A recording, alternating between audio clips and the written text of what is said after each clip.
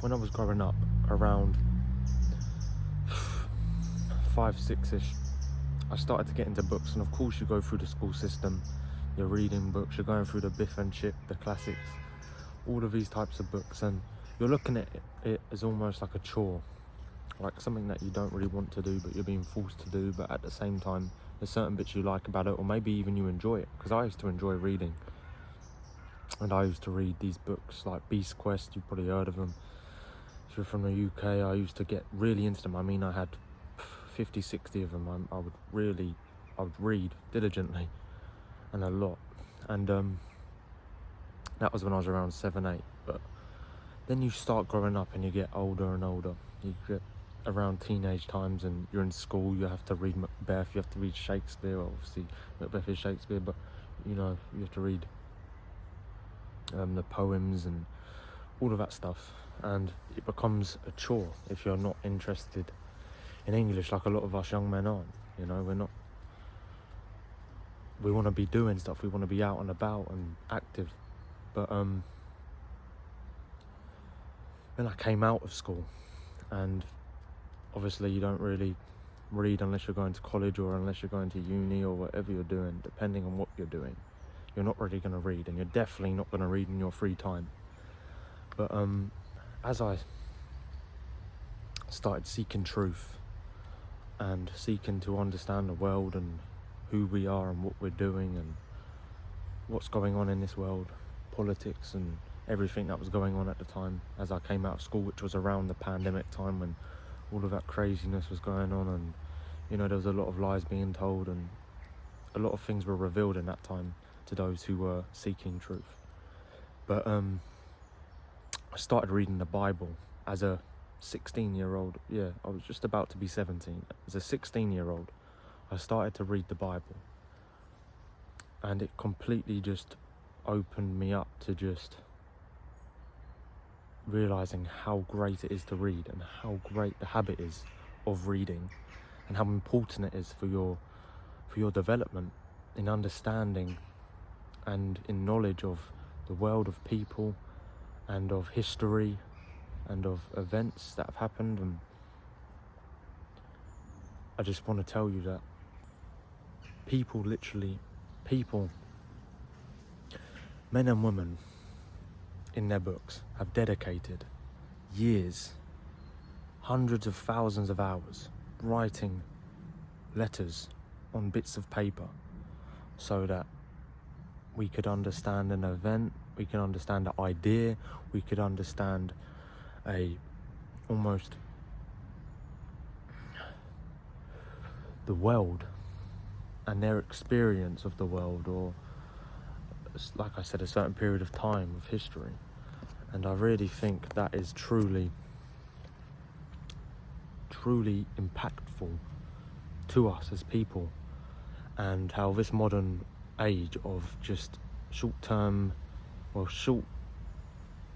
videos, short clips, and just attention span destroying content, and just there's no depth to the content. It's just no depth, short, highly stimulating. You know, you're not growing in understanding, you're just getting all this information just put onto you in the space of a few seconds, and then you're on to the next thing, which is a completely different topic or a completely different subject, whatever it is. And it's really not going to help you grow in the depth and true understanding, you know. And that's what I've realised, because obviously growing up in this age, being a Gen Z young man, 20 years old, and like I said, when I was 16, when I started reading, I was on my video games, hyper stimulating myself. I was watching porn on social media, just scrolling constantly on YouTube Shorts, on just YouTube videos, just mindless content. And I mean, it's completely brain numbing. And I mean, just to read a book will literally, first of all, it will undo the brain numbing. Your attention span you'll regain your attention span, and you'll be able to focus, and you'll be able to actually really, it almost helps you think. It helps you with creativity. It helps you with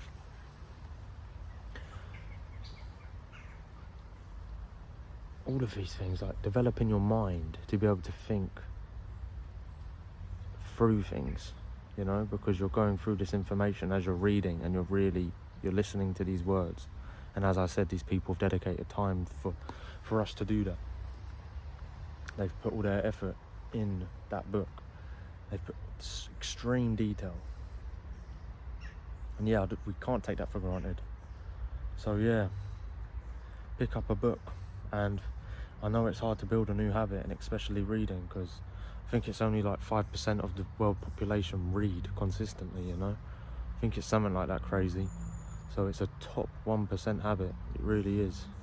Well, reading, you're elevating your knowledge, and it's not just reading as well, you know, you can become,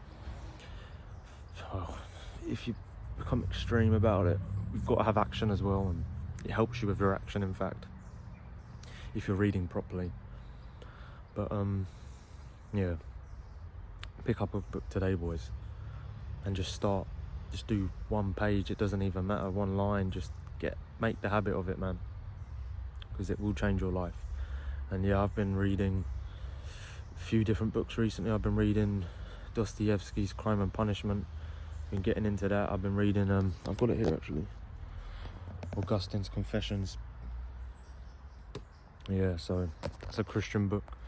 Crime and Punishment it's written from a Christian, but it's a novel about a character who's going through communism and Christian Russia, and it's just very deep. But yeah, I'm reading my Bible consistently, and yeah, just start, boys, just start. And it's not easy, not in this modern world, it's not easy, bloody hell. Like I've talked about, like, you know, the attention span that this modern technological age has created is just abysmal. We need to regain it, boys. So put down the phone, pick up a book,